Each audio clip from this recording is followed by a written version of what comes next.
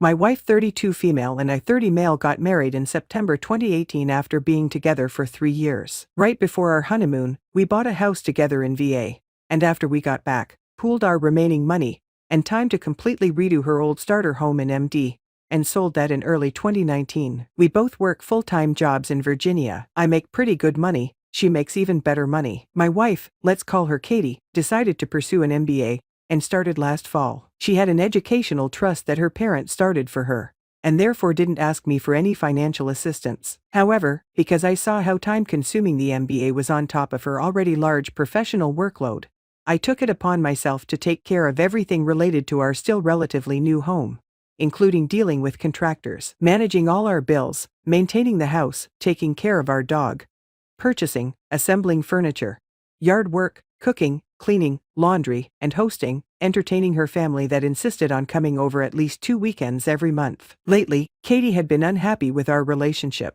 complaining that I wasn't spending enough quality time with her, and not making her feel wanted. I tried to argue several times that between her work and studies, and my work and home responsibilities, that there simply wasn't very much time to spend together in general. We would frequently not even get to eat dinner until 9 or 10 at night, and I would either need to bring her a meal to her home office, or we would quickly eat together, and she would return to schoolwork to study or percolate in group project session. She would argue back that the things I was doing around the house were simply my responsibility as a husband, and that while she appreciated it, it didn't count towards me trying to maintain or build our relationship. We'd also been arguing a lot about other things, and combined with the lack of free time, would be intimate maybe once a month. But after one particularly emotional and drunken conversation, about 3 or 4 weeks ago now, I vowed that despite what I already thought was prioritizing her needs, that I would go even further. I began to take off work. I, unlike her, still had to go in during COVID, or go in late, leave early, stopped seeing friends, skipped workouts, and would even wait until she was occupied with something else to even take a shower.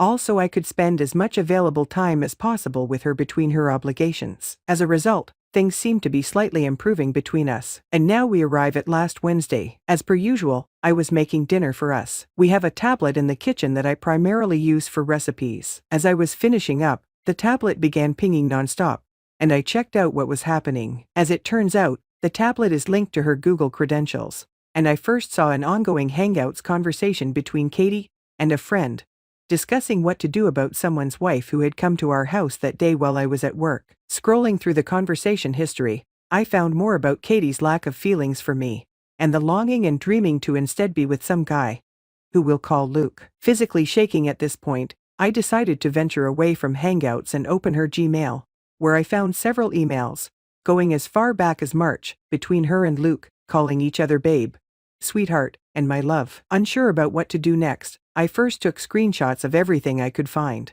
then stepped outside to call the only person with law experience that I knew, an executive at my company who I'd become friends with. He advised that I immediately confront her, but first call someone to come over to the house to act as a witness, in case things became physical, or if she might later try to claim they did. So I had a friend over in about 20 minutes. I confronted Katie, and she confessed to the relationship and admitted that they had been intimate several times over the past 4 months, both at hotels and in our home. Now completely distraught, I tried to maintain my composure, and asked her to leave. She stayed at a hotel for 2 nights, then despite my protest, came home on Friday, stating this was her house too. She insisted on talking when she returned, and not having a witness this time, I decided to record the entire conversation on my phone. She tried to reiterate that she had been unhappy, but despite that, had been reaching out to her friends and mother about suggestions and resources she could use to help our relationship, even though I had suggested counseling in the past.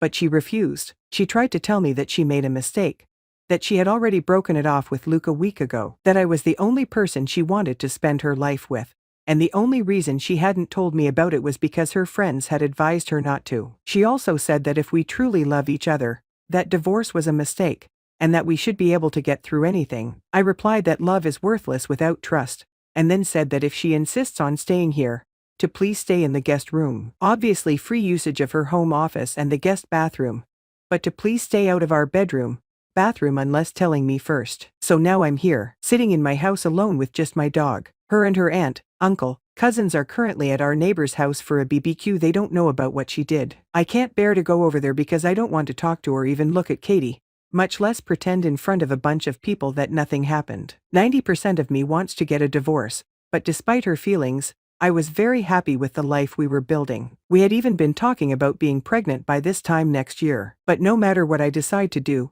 I know I don't want to make that decision without getting more information about what I can do, what might end up happening if we proceed, and I definitely want to talk to a few VA lawyers to protect myself. We only have one joint account with less than $20K in it, and the only asset we share is our house. So that's it. I'm sorry for writing so much. If you've made it this far, thank you for reading, and I would really appreciate any and all insight, suggestions, or advice. I just feel completely destroyed, empty, and alone. Please help me. Edit. I am absolutely stunned and overwhelmed by the level of support you all have shown me. I truly can't believe that all of would take the time to offer your advice, kindness, and wisdom to an absolute stranger. I am doing my best to read every one of your replies, and from the bottom of my somewhat shattered heart, thank you. This has been an unbelievable light in the darkest time of my life. My wife cheated on me and deceived the shit out of me. I guess I'll go ahead and just start with the story of my marriage experience that lasted a year 2020 to 2021. I apologize in advance if anything is lacking coherency, or if anything seems a bit ambiguous. 2020 was a hard year for many, and I just somehow managed to fall into yet an extra pitfall of 2020, my very quick marriage to the person I trusted the most. January 1st, 2020, I got a text from my old acquaintance from freshman year in college, whom I haven't seen in years. Hey, I miss you. And if I could change one thing about 2020, it would be my entertainment of her texts and leading her into my life that I worked so hard to build. I kind of had a crush on her in college, but I never really saw us getting into anything serious. She has been in a lot of unsuccessful relationships and seems to be the person you'd think really doesn't want anything serious to do with anybody. YOLO. I know, big mistake. I have been working full-time for 2 years after university, and I was raised on premises such as structure, hard work for a reward, emotions, seriousness, commitment, etc. I do, however, have my flaws too, since no one's perfect. Anyways, back to the story. Over the next couple months, we would text non-stop, and she would come over for about every other weekend, taking a 4-hour drive just to be with me. We were so happy, and she was really pushing me into proposing and getting married as soon as possible. When that didn't yield anything in the beginning, she brought the idea of a promise ring, and I think her persistence and me not experiencing such deep emotions ever before and falling in love led us to May 1st, 2020, when I proposed, and we went the following day to court to get married. We were so happy, and she swore to change her bad habits, which I thought I got down pretty good. Come later to find out there's a whole other level to these. An example of the bad habits was smoking, which she convinced me at the time that she quit. We get on a rental lease around the same time and move into a house in the same city I lived in. We were so happy and excited that we're out here building the life that we want, and we seem to agree on the big things like kids and families, and stuff like that. After only about a month of living together, before May ends, I was laying on the bed working from home one day when I noticed her phone right next to me light up with Snapchat and Twitter notifications. Now, I had previously learned her passcode as she told it to me once, and it's so easy that I never forgot. I entered it and peeked at the notifications, and I was shocked at what I saw. My whole body started shaking as we're still cuddled up and she's asleep. And here I am finding out that what she told me she does for a living was a complete lie in the crap. I saw the posts on Twitter and Snapchat and OnlyFans and MFC and figured it all out pretty quick. My wife that I just married has been camming online for the past 3 years or so. I wasn't sure how to react as my body froze in bed. My shaking body eventually triggered her to wake up, and as soon as she did, she noticed how pale my face was and lack of eye contact, and asked what's wrong. I said nothing. Again, what's wrong, babe? Are you okay? I asked, what do you do for a living? As I slowly turned her phone towards her with a very detailed post of hers advertising her body on Twitter, and her reply was shocking and absolutely ridiculous. How do you think I made all that money very fast and staying up all night? Yep, she's very quick to lay her problems and lying on others very rapidly. I know some people are okay with camming and whatever. I just want to mention that it was very clear that this is something that will break our relationship forever. The following moments were moments of her crying on bed and trying to hug and kiss me and tell me she's sorry and won't ever do it again, and she would quit and do anything for me and to make me happy, and that it's a soul-destroying job and so on. Yep, my dumbass didn't see anything short of forgiving her, and we carried on with working on building our marriage. And like they say, when trust broken, everything is pretty much broken. I would start the habit of checking her phone every now and then, and I caught her secretly camming and sexting clients and FWBs like her psychiatrist, for example, and off we go. Dumbass again. Forgiving again. I don't recall how many times I forgave her for lying and not sticking to such an important promise to me in such a sensitive moment, but it must have been 2-3 times after May. Eventually we started seeing a marriage counselor for a few months, and unsurprisingly it was mostly assignments for her to work on her issues of how she needs to feel desired, loved by men, etc. And let me just say that we had the greatest sex life and greatest emotional journey together during the good moments, of course. Our marriage seemed to be showing good signs of repair over the next few times going to the therapist, but eventually all hell broke loose.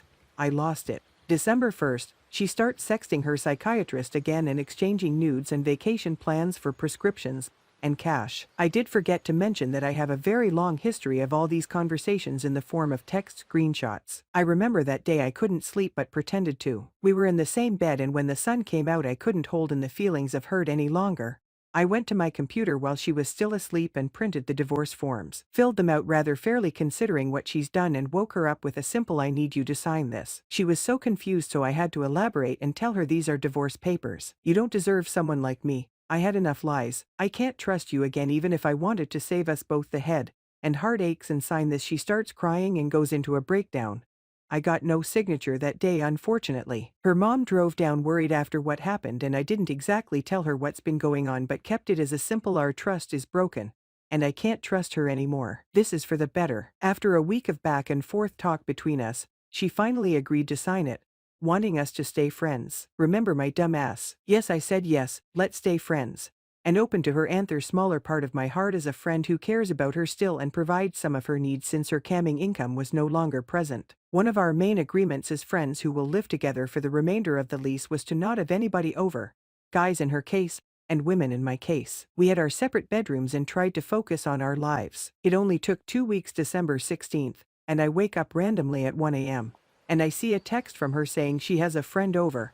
I text her my disappointed since it's clearly a guy in there, and I felt so disrespected. No answer. I get my phone and go into the backyard and get a good video of what's going in the bedroom. Had I waited 10 more seconds, they would have been all in each other deep. I knocked on the glass creepily as I'm filming her absolute lies and deceptiveness, and the guy starts to leave. This was probably the first time I yell at her throughout the entire year of marriage and call her garbage and disgusting and so on. We come to a resolution after the fighting that she would take over the lease till it ends in May 2021 and would be responsible for the entire rent amount. I started apartment searching and ended up a move-in of just this week, January 9, 2021. Keep in mind 2 things. The first is that in order to take my name off the lease I had to pay the remaining half of the rent for the next months, and we agreed she would pay me those back on a payment plan since she doesn't really have a steady job and she went back to camming now. That agreement was handed yesterday to her and is yet to be signed. The second thing is I have all my property off the house that we lived in except for my washer and dryer that I agreed to leave with her as a little help till the end of January 2021. Trying to decide if I should stick to that agreement now since she almost make a fuss out of everything and won't let go of anything easy. Anyways, that same night, I finalize my move out. 10 minutes later, and with a 20-minute notice, she brings another guy over to move some furniture around, a guy she met on Bumble whom she keeps stressing how successful and rich he is. I find myself spending the night in a motel nearby my new place since the electricity is out. I don't want to reach out to her since I feel like just cutting her off completely from my life 100%. I started watching cheating wives videos on YouTube, and the Reddit storytelling ones brought me here to share my story with you about my infidel ex-wife. My ex-wife deceived me and manipulated me. I was the dumb nice guy who worked overtime trying to find stability on our shaky grounds, and yet I don't get support from her. Instead, all I get is hurt and disrespect even on good terms. I'm glad we had no wedding, and I feel sorry any single soul she decides to manipulate in the future. Yes, she's very good at it, and I'm a dumbass. But overall I'm glad it only took me less than a year to find out who she really is and what she really wants to change about herself. No kids, all financial support except for some furniture she got was from my income and hard work, and I can let go of this person forever now. Even if she comes back on her knees with another "Hey, I miss you." Learned a lot. If you made this far, you're all awesome and great listeners to a not so great writer. I hope I get better at it and provide more updates with time. But for me all I wanted was to vent and air out some steam, because for her it's so easy to find a guy and sleep with. But for me I'm still in shock and questioning who the FCK did I marry lol. Thank you, and I hope I didn't lose any of you.